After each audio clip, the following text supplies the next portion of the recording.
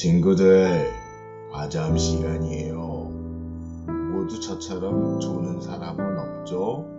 예배에 집중해 볼까요?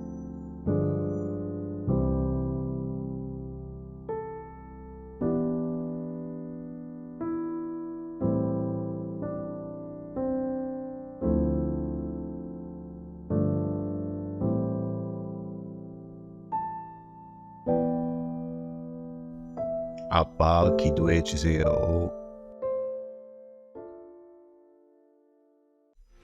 제 목소리가 신나진 않지만 그래도 신나게 찬양할까요?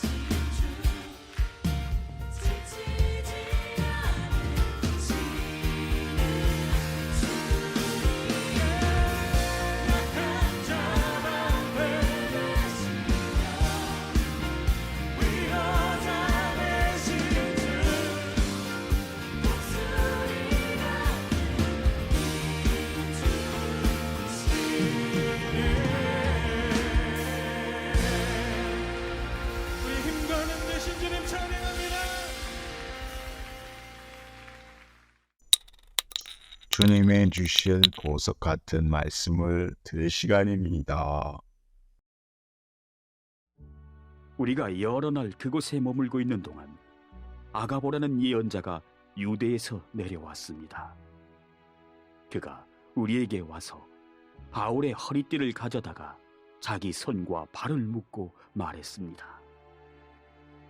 성령께서 예루살렘에 사는 유대인들이 이 허리띠 임자를 이와 같이 묶어서 이방인들에게 넘겨줄 것이라고 말씀하십니다.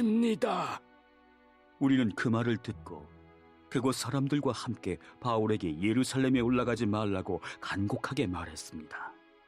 그때 바울은 이렇게 대답했습니다. 어찌하여 그렇게 울면서 나의 마음을 아프게 하십니까? 나는 예루살렘에서 묶이는 것뿐만 아니라 주 예수님의 이름을 위해 죽는 것까지도 각오하고 있습니다. 목사님, 말씀을 들을 시간이에요. 졸지 말아요. 저는 조는 거 아니에요. 샬롬, 오늘 함께 아자함 예배를 드리시는 모든 예배자분들을 주님의 이름으로 환영합니다. 오늘은 사도행전 21장 10절에서 13절 본문으로 다른 선택, 다른 결정이라는 말씀을 나누겠습니다. 사도 바울과 누가는 가이사랴에 있는 전도자 빌립의 집에 가서 함께 머물게 됩니다. 그때 아가보라는 한 예언자가 찾아와서 성령께서 가르쳐 주신 일을 예언하게 되는데요. 그 예언의 내용은 사도 바울이 예루살렘에서 결박을 당하고 묶여서 이방인들에게 넘겨지게 될 것이라는 그런 내용이었습니다. 그곳에 모인 모두가 동일한 내용의 정보를 전달받았지만 그들은 그 정보를 토대로 다른 판단을 내리게 됩니다.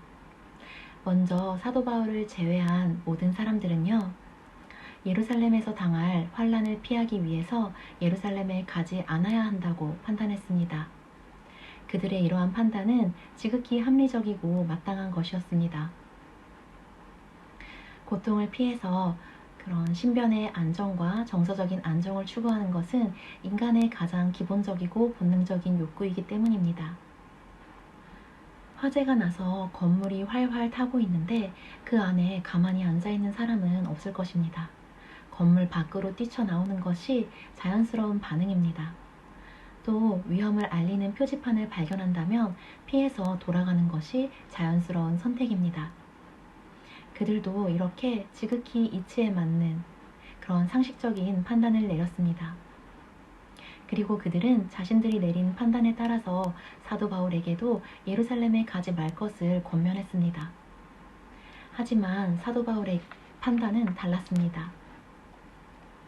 바울은 다른 모두와 같은 예언을 들었지만 다른 선택을 하고 다른 결정을 내렸습니다. 그가 내린 결정은 환란이 기다리고 있는 예루살렘으로 가는 것이었습니다. 그는 왜 이렇게 미련해 보이는 그런 선택을 한 것일까요? 바로 오늘 말씀의 전장인 사도행전 20장에서 그 이유를 찾을 수 있는데요. 바울이 에베소 교회 장로들 앞에서 했던 이야기를 보겠습니다. 제가 말씀을 읽겠습니다. 그러나 이제 나는 성령의 명령에 따라 예루살렘으로 갑니다. 그곳에서 내게 무슨 일이 닥칠지 나는 알지 못합니다.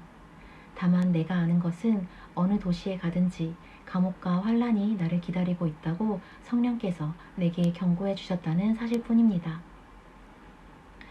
바울이 예루살렘으로 가기로 결정한 이유는 단 하나였습니다. 그것이 하나님의 명령이었고 하나님의 기뻐하시는 뜻이었기 때문이었습니다. 바울에게 있어서 자신의 유익과 자신의 안전은 선택의 기준이 되지 못했습니다. 그에게 있어서 선택의 기준은 오직 하나, 하나님의 뜻이었고 바울은 그 기준에 따라 판단하고 행동했던 것입니다. 인생은 수많은 선택의 연속이고 우리는 날마다 크고 작은 다양한 선택들을 하면서 살아갑니다. 우리가 무엇인가를 선택할 때 우리는 각자가 설정한 자신만의 기준을 가지고 판단하고 선택하는데요. 여러분에게 있어서 선택의 기준이 되는 것은 무엇인가요?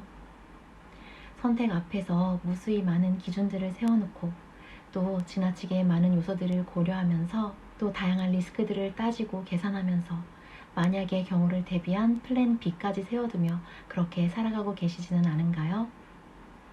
물론 때로는 하나님이 주신 이성을 가지고 지혜롭게 생각할 필요도 있습니다. 하지만 어느새 우리에게 있어서 하나님만큼 중요한 것이 많아져 있는 것은 아닌지 생각해 보길 원합니다. 그래서 하나님의 뜻을 헤아리기에 앞서서 고려하고 있는 것들이 많아지지는 않았는지 생각해 보길 원합니다. 오늘 사도 바울이 우리에게 보여주고 있는 것은 다른 사람의 눈에는 미련하게 보일지라도 세상의 기준에서 볼 때에는 비상식적으로 그렇게 여겨질지라도 하나님의 뜻이라는 이유 하나로, 하나님이 기뻐하신다는 이유 하나만으로 선택하며 살아가는 그런 단순한 삶의 모습입니다. 하나님을 사랑함으로, 하나님을 신뢰함으로 자신의 인생과 자신의 운명을 하나님께 내어 맡기며 걸어가는 믿음으로 살아가는 삶의 모습입니다. 그가 이렇게 하나님이 기준된 삶을 살아갈 수 있었던 것은요, 그가 복음을 경험하여 안 사람이었기 때문입니다. 예수님은 오직 우리를 이유 삼으시고 우리를 기쁨 삼으셔서 십자가를 선택하셨습니다.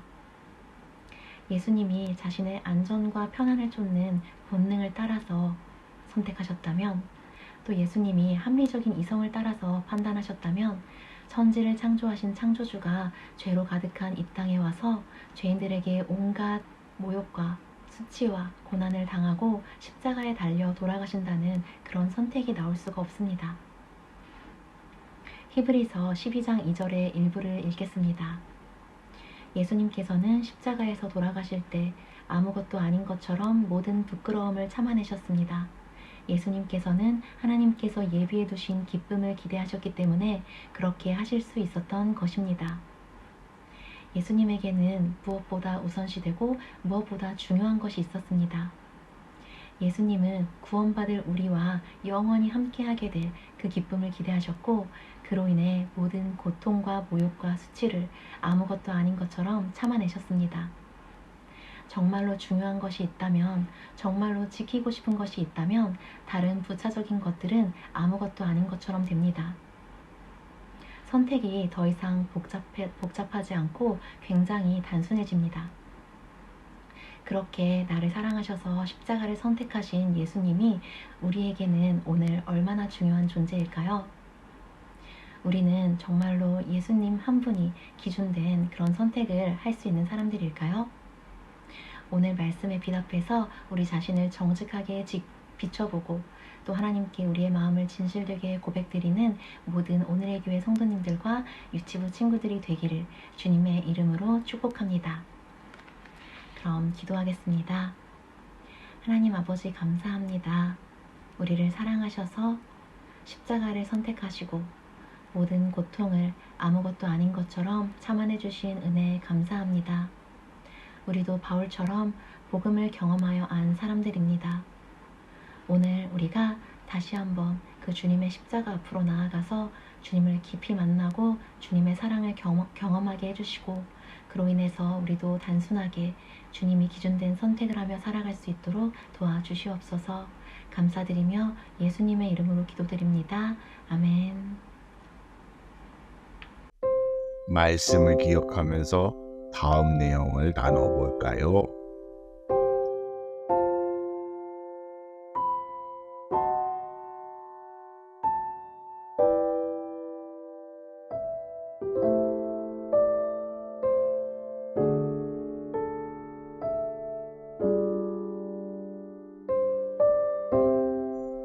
이제 주님께서 가르쳐 주신 기도로 예배를 마칠 거예요.